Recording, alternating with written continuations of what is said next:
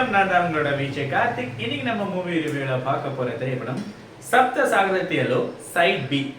நம்ம சைட் ஏ பேசும்போது சொல்லியிருந்தோம், சைட் பியில் வந்து நிறைய கேள்விகளுக்கான பதில் இருக்க போகுது அப்படின்னு சொல்லிட்டு. ஏன்னா சைட் ஏல ரக்ஷித் ஷெட்டி ஜெயிலுக்கு போயிடுறாரு.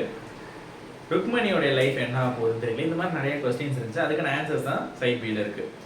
சைட் பியில் வந்து ரக்ஷித் ஷெட்டி ஜெயிலிருந்து ரிலீஸ் ஆகிறாரு.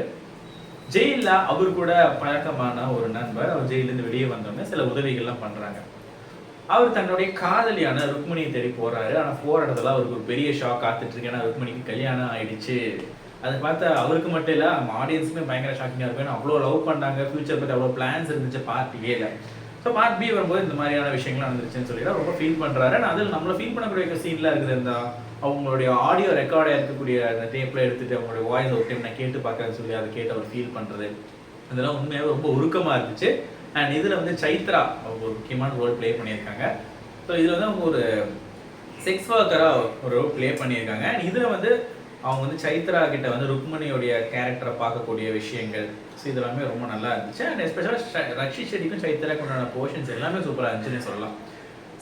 சைட் ஏ எப்படி ருக்மணிக்கான ஒரு பார்ட்டாக இருந்துச்சோ, இப்போ இந்த சைட் பிங்கிறது ரக்ஷித் ஷெட்டி அவரோட ரோலுக்கான ஒரு பெரிய ஒரு பார்ட்டாக இருந்துச்சு. ரொம்ப நல்லா பெர்ஃபார்ம் பண்ணியிருந்தாரு இந்த சைட் பியில் ரக்ஷித் ஷெட்டி. ஏன்னா சைட் ஏல வந்து ஃபுல்லாக ருக்மணியோட போர்ஷன்ஸாகவே இருந்துச்சு.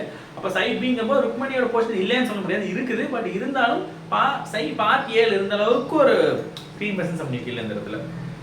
அண்ட் இதில் வந்து இந்த மாதிரியான விஷயங்கள் தான் சுற்றி மூவ் ஆகுது. அதாவது தன்னுடைய லவ் பண்ண பொண்ணுக்கு வந்து இந்த மாதிரி கல்யாணம் ஆயிடுச்சு. அதுக்கப்புறம் ரக்ஷித் ஷெட்டியோட லைஃப் எந்த மாதிரியான மூவ் ஆகுது அப்படிங்கிறதான் சைட் பியில் வந்து டைரக்டர் ஹேமந்த் காமிச்சிருக்காரு. இதுலையுமே சரணோட மியூசிக் ரொம்ப அற்புதமாக இருந்துச்சு. டெக்னிக்கல் டீம்லாம் சூப்பராக பெர்ஃபார்ம் பண்ணியிருந்தாங்க. ஸோ சைட் ஏ சைட் பி ரெண்டுமே வந்து பர்ஃபெக்டான ஒரு பேக்கேஜ். நீங்கள் சைட் பி பார்க்கறதுக்கு முன்னாடி சைட் ஏவை பார்த்துருங்க. ஸோ சைட் ஏ பார்த்துட்டு நீங்கள் சைட் பி பார்த்தீங்கன்னா உங்களுக்கு இனிமேல் நல்ல ஒரு கிளாரிஃபிகேஷன் கிடைக்கும்.